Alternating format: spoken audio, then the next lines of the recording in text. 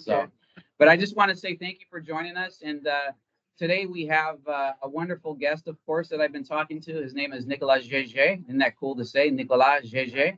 Jaeger? Jaeger. Yeah. He's our fourth generation winemaker at Champagne Alfred Gratien.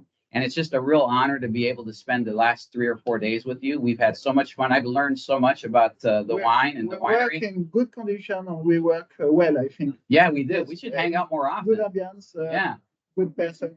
All is perfect. Thank you very much. Hello, everybody. Thank you for coming. So we're going to speak about a few things today. We're going to talk about sourcing. That's a very important topic. We're going to talk about négociants and growers. And then we're also going to talk about the Brut non-vintage and the Rosé non-vintage. So let's begin with Nicola, and he's going to speak to us about sourcing. And I'm going to sit back and listen. Okay. I try to do my best. Thank you, everybody, for your connection. You impress me because I don't know you are so a lot. But excuse first my English, but I try to do my best. Champagne region is a small region, 33,000 hectares in Champagne.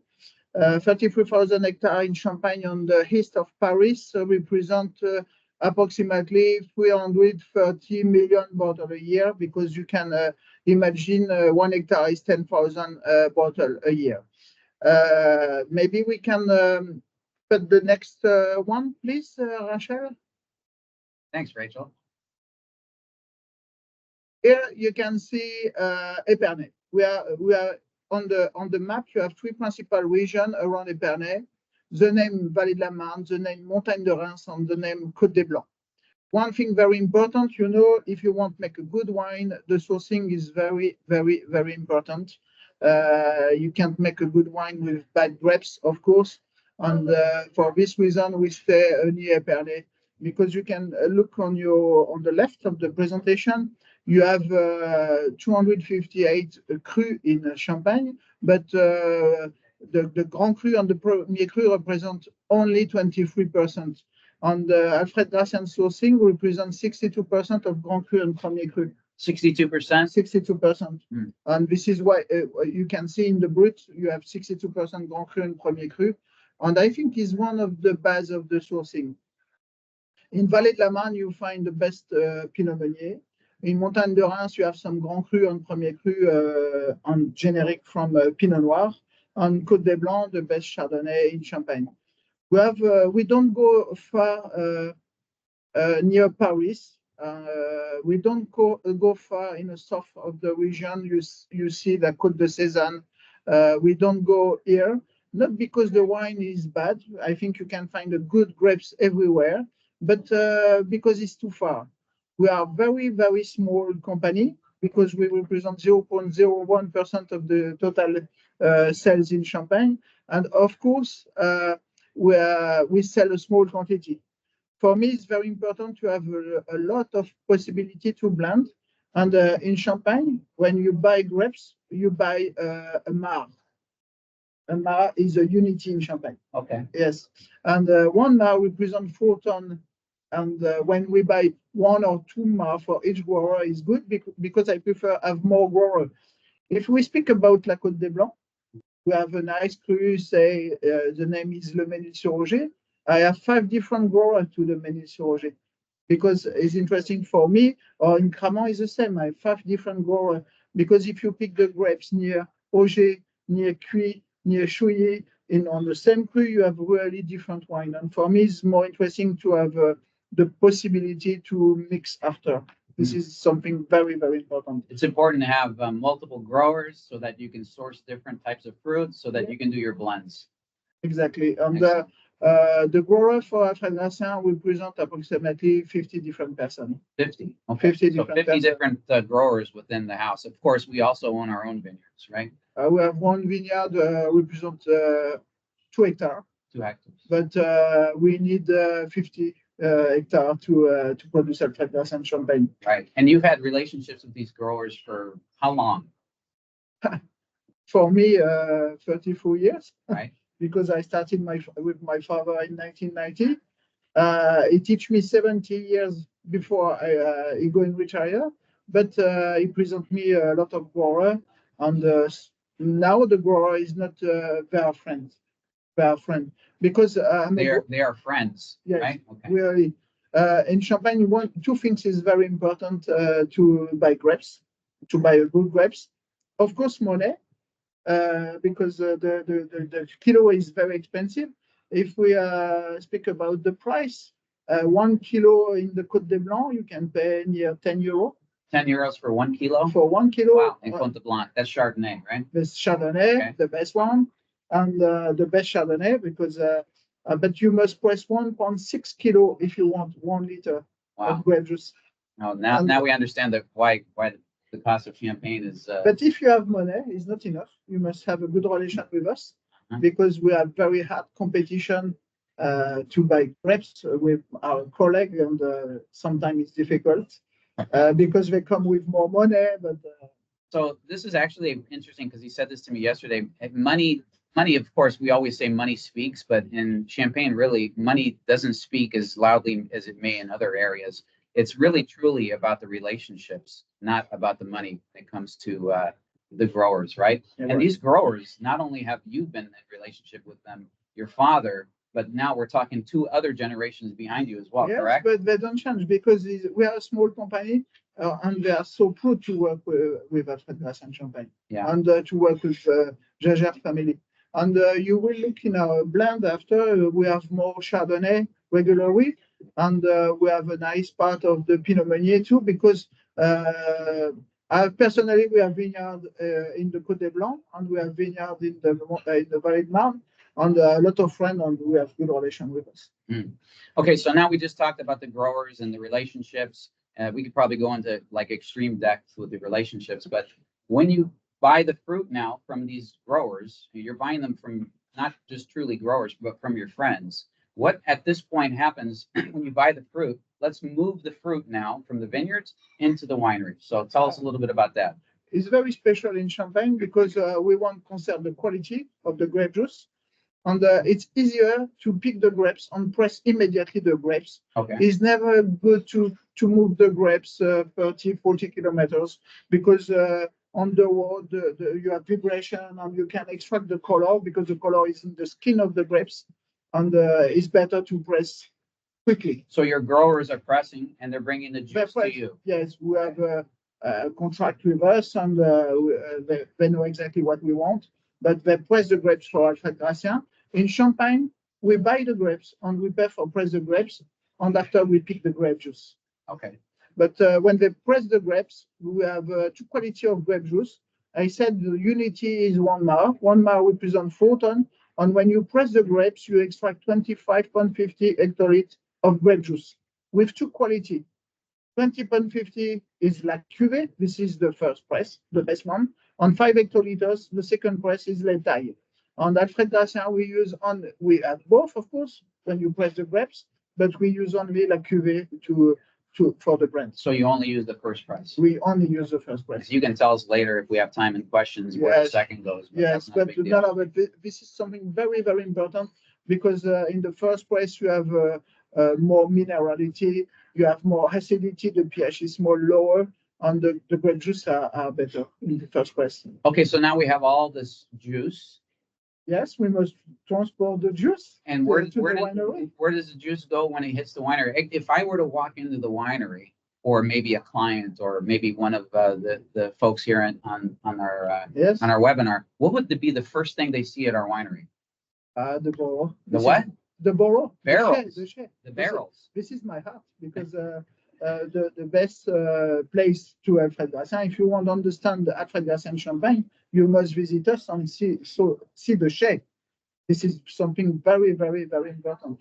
And when the grape juice comes, you must know, when you press the grapes, you have sediment. The grower they leave me the grape juice after 24 hours, because we want only the clear juice, not the sediment, of course. And immediately, we can chaptalize in Champagne. Mm-hmm. We don't chaptalize a lot, because we have a grower make very good work. Can you explain chaptalize?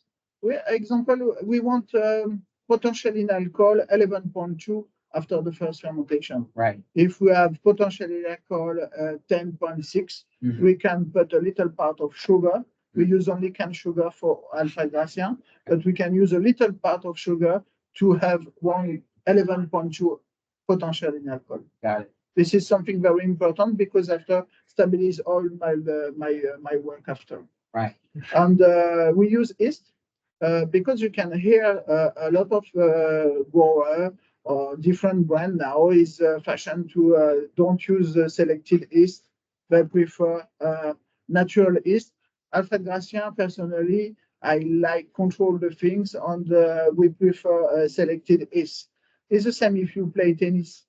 If you go to see Roland Garros, you can take 2 persons in the street and they can do a match, but the match is not interesting. Right. If you select the player, it's better. So you select the players. I select the player, yes, because we want no deviation in our wine. We want no residual sugar in our wine.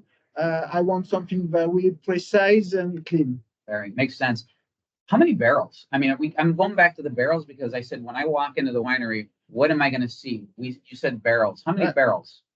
Approximately a little bit more 1,000 barrels. 1,000 barrels. Yes, 1,000 barrels. And these are this is lot of work. A lot of work, Yes. especially to move them around. But I saw a new video that you showed me. We could share with the team later of how Yes. you move the barrels Yes, really we close. So have you a don't have to system. break your back anymore. No, we have a nice system now. This is very, very interesting because before we have this system, we move the barrel 17 times a year. Wow. But 17 times, each time you must lift the barrel. 17 times a year. Yes, now we can move only 13 times, but it's really good condition. The machine can lift the barrel, but not me or not my friend, my colleague. We work really now in very good condition in the shed. What is the average age of the barrels? We don't use a lot of new barrel. Sometimes we use, but this is a good question because when I started with my father in 1990, when my father said to me, take the new barrel in 1990, this is the barrel my grandfather bought in 1975. Wow. And the new barrel. Yes, and in 1990, the total production represents 100,000 bottles. Now is 300,000 bottles. And my father had 2 problems. First one, change the old barrel because it started to be old, Right. and grow up the production. Sure. And he decided to buy barrel after second hand in Chablis. And we work with a lot of barrel from La Chablisienne because we don't want the woody flavor in the wine. The wine, the barrel support the wine. You have a micro-oxygenation. You can feel you have a nice wine with a long persistence. This is what we need. But we don't need the barrel for the woody flavor in the wine. You know, champagne is the second fermentation in the bottles. And during the second fermentation, you develop the flavor you want or the flavor you don't want. That makes sense. This is very, very important. So would you say, I remember you talking yesterday to our clients, typically on average, we're using 4th time use Chablis barrels. And you might add maybe how many per year new to the mix? We have more 1,000 barrels and we buy maximum 20 new barrels per year. Yes, but we selected a nice cooper. Origin of the oak come from Champagne, and this makes sense because we make champagne with oak was burned in Champagne. That's cool. That's really nice. Makes sense. So 4th time use Chablis barrels, you bring in about 10 to 20 a year to kind of replace some of the barrels. The yield of the barrel is approximately, I never count exactly, but 15, 17 years. Okay, fantastic. The wine fermenting wood. Right. This is something very, very important because you can visit a brand in Champagne, make alcoholic fermentation in tanks, and after alcoholic fermentation in tanks, and after aging in wood. Right. But here, Alfred Gratien, this is a total vinification. The grape juice arrives 1 hour after the grape juice is in the barrel for fermentation. Perfect. Fermentation, 10 days, 15 days. When the fermentation is finished, this is time very, very important for us because we don't do malolactic fermentation. Right. And this is time to block malolactic fermentation. So you block it. Yes. One thing very important too in the shade, during the fermentation is like when you when you cook. When you cook in the kitchen? Yes. If you put your temperature too high, the flavor can go outside. Excuse my English, but I think No, that's I hope you understand. That's But it's the same for the wine.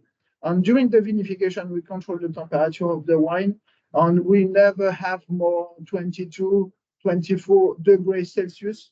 I don't speak in Fahrenheit, excuse, That's but okay.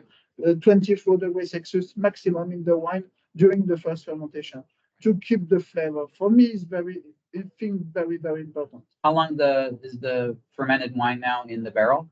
10, 15 days. Okay. After the wine live in the barrel for 6 months. 6 months. Yes. Okay, so fermentation, then 6 months in the In the barrel. barrel. Okay. But you know, during the fermentation, you have some sediment in the wine, Right. and we leave the wine with sediment Uh-huh. without the batonnage. Some people prefer some To mix the yeah, batonnage. to make the batonnage, but for you, if you tested Alfred Gratien, you can feel elegance. For me, it's very important. And when you do batonnage, you start to have heavy wine, and this is not our style. Your style's not heavy. I don't say it's bad But it's because not we our make style. experience, but this is not our style. We're going to jump into the Brut and the Rosé really quickly, but I also wanted to just mention one thing that I thought was really important. Maybe we can just mention it quickly. You do a tasting with each grower. No, but the particularity when you ferment, when you work in oak, you can keep each mark. You remember the unity. Each grower, Each cru, separately. each cepage separately, and we have 6 months time to invite the grower to taste their wine. I think that's and great. they are so proud of their wine, and we make a small group. I don't invite individually each one, but we make a group of 5 or 6, and you know, the chauvinism everywhere is work, and the chauvinism is very important in Champagne, and they want to present the best possibility. And of course, we have a good result with this. And around the glass, between the front of the barrel, with their wine or with a glass of champagne, we can leave a lot of message in good condition, and this is very, very good. And this is not only a great way for competition between the growers, you know, to make sure that they're producing great quality wines, because at the end of the day, champagne is wine. You said that many times yesterday. And also, it's the opportunity for you to taste these wines so that now you can start thinking about your blend, correct? Yes. So speaking of blend, let's talk about the Alfred Gratien Brut. Blend is a difficult part of our job. Yeah, the blending. Because I speak in the same time with about the Brut Classic with the blend. Yeah. You must conserve Alfred Gratien style. Right. I have some old bottles, no vintage in our library, and you can feel the style. The bottles my fathers do, my grandfather did, my fathers did, and my grandfathers did, and now you don't lose your mind because you can feel is Alfred Gratien, and this is not a standard wine. We work in oak. We don't do malolactic fermentation. We are precise in the blend, but this is the part of my work. You can blend like this. My father teach me 17 years to do that, to understand how the wine will come. The house style. The house style. Our style is very important, and this is very important for the Brut, of course. Right. The Brut spends 4 years aging total, and it's predominantly Chardonnay with a little bit of Pinot Noir and Meunier broken down as well. We do the blend. Yeah. Before we put the wine in the bottles, after the blend we blend for the Brut Classic or for the Brut Classic Rosé. We blend different grapes. You can read on your screen. Different grapes, Chardonnay, Pinot Noir, Pinot Meunier, different cru. Different crus?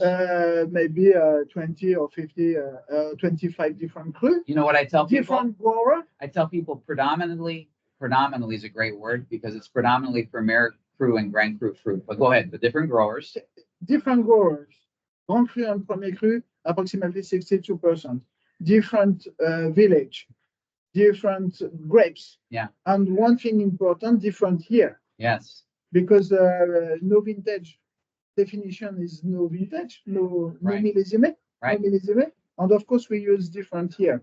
But Alfred Gratien, my father gave me a nice present to work. This is the reserve wine, because we use reserve wine like a perpetual reserve. Every year, I use approximately 50% of this perpetual reserve in the classic blend. What it is? We work in oak. We do the blend, classic one.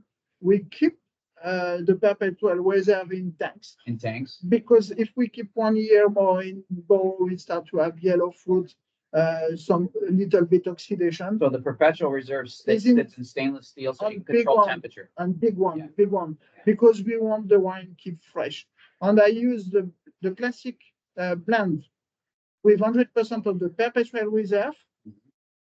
This gives me a big blend. I take what I need for the bottles and I keep a part for next year. And you keep part and put it back into the and every year 50% of this reserve change. Yeah, change. 50% of this wine reserve. What's the oldest vintage in the reserve that you have? My father started this reserve wine in 1990. Wow, 1990. Tell us about this is a treasure. It's a treasure, yeah. This is a treasure. The reserve tank is the treasure tank. Yes, it's a treasure because it's a history of Alfred Gratien. It is the history of our Brut Classic. Is the history of classic rosé. Tell us how the rosé is made. Rosé, you saw the classic one. I use the same style for the rosé. I use the same white wine for the rosé, and we work with a Bouzy Rouge. Bouzy Rouge is Bouzy is a cru in the Montagne de Reims, 100%. This is the Grand Cru. Grand Cru. And we use only this Bouzy. One time, my father switched for IE. One time for IE. AYE, right? That's how you spell that. Yes, I. Yeah. Oh, AI. Excuse me. I messed it up. AI. Yes, it changed one time for I, if you want. And we don't feel Alfred Gratien like we. So you went back to Bouzy? Yes, we come back to Bouzy. I love saying Bouzy when we're selling the wine. And Bouzy is a part of minerality of the wine and elegance. If you test the red wine from IE or the red wine from Bouzy, IE maybe in red wine. You have a body, it's very interesting. But for our style, we prefer Bouzy. Yeah, we like Bouzy. So you add the red wine from Bouzy prior to second fermentation, then blend it with the white varietals, then bottle it, and then it sits for 3 years. When you put the wine in a bottle, we have 0 grams of sugar, of course, after the first fermentation. Right. But we put 24 grams in the bottle sugar, and this for the second fermentation. And during this period, the second fermentation, approximately 2 months, is longer in the bottles because you have no oxygen and the wine is closed in the bottles. Right. For this reason, we have bubbles in the champagne, but the wine is closed in the bottles. And during the second fermentation, you married the red wine and the white wine. They married together. Yes, and we decided, my grandfather did the same, but my father continued, but we decided to make a blending rosé for elegance. I don't say it's the best method. I can speak about another method, but sure, you have more body if you do maceration. You have more body if you ferment directly the rosé with skin of the Pinot Noir. Right. We won't find elegance. And one thing very important for me, the wine must be drinkable. We saw yesterday, when you open the bottle, I want is empty bottles. Yeah.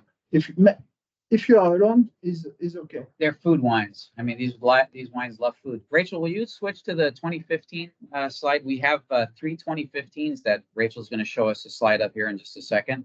The question is, we're offering 3 currently 2015 vintage wines. The Blanc de Blanc, which I found out the Blanc de Blanc obviously is coming from the. But you see the first. The sticks. Remember that on you the told me second yesterday? On second slide, you can see the Côte de Blanc. The Côte de Blanc. Yes, and the Blanc de Blanc's coming from 100% Côte de Blanc, all 6 villages. Only you have 6 Grand Cru in la Côte de Blanc. 6 Grand Cru. Baignade-sur-Roger, Avis, Chouilly, Auger, Cramant, and Wary. Okay, I got the first 6 Grand Cru. No, 6 Grand Cru from down. la Côte de Blanc, and they are inside. So we have to remember that the Blanc de Blanc, which we have very limited stock of that wine. It's all coming from that area he just mentioned, and those 6 areas he just mentioned, which I'm not going to mention again. In the Côte des Blancs, one thing interesting, What? I have some bottle 60, 64, 62, 66, and 70 come from my grandfather because he takes 2 Bordeaux every year, not 6 crus, but 2 crus, Ménil-sur-Roger, and Cramant, he blend, and this is the bottle for friends. Wow, that's his friend bottle. We never sell this bottle. I want to be your friend because I'm sure you have some bottles on the side as well. We drink only at home. But I am your friend, so we're good. You are, but Okay, you must good. come in for us. I need to come. Do you hear that? I need to go. All right, so 2015, really quickly, because we're running out of time. It's almost the end of I can't believe 30 minutes have gone. But we also have a great 2015 Paradis Brut, and then we also have the Millésime as well. So great wines. This is really good year. You have 3 different expressions of the 15. You only Chardonnay is great with the Blanc de Blanc. The Cuvée Paradis is a blend of 65% Chardonnay, 35% Pinot Noir. A big part comes from the blend of the Blanc de Blanc, but only grapes come from Grand Cru and Premier Cru. On the last one, the vintage with the 3 grapes, Chardonnay, Pinot Noir, and Pinot Meunier. And Pinot Meunier gives the wine more round, and you have more minerality in the Cuvée Paradis. And 15 is the year I like because we have a nice weather, hot weather in 15. And during the harvest, we can feel we have something to do with this vintage because we have a nice balance on the acidity when we cut the grapes. Right. And after 6 months tasting, we decide to do a vintage. And, so 15 is great. And we have year. 3 on the screen. So It's a great good selling the 15.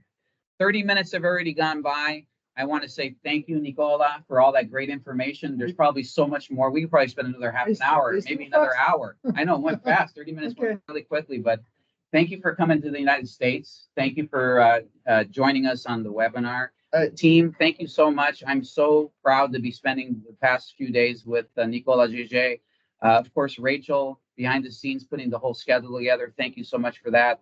Thank you, our entire sales force, for getting out there and selling Nicolas wines. I mean, these wines are tremendous. Nicolas Jaeger's wines are fantastic. Alfred Gratien is, when we present it and we're presenting it to these amazing somms and amazing buyers, they're buying the wine. So it's just the wine that needs to be presented.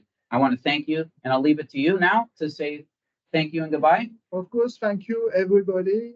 Excuse again my English. I hope you understand. If you have some question more, you can send me an email. You're welcome. You're welcome in Epernay. We can invite you to visit the Chai. Yeah. This is something very important. That's my new word, Chai. Okay. Yes. I got to remember that. And thank you very much for your hospitality everywhere in US. And I hope I come back soon. Let's go sell some more wine today. What do you think? Sound good? Sound good. All right. Thank you, everyone. Thank you so much. Au revoir. Au revoir. Au revoir.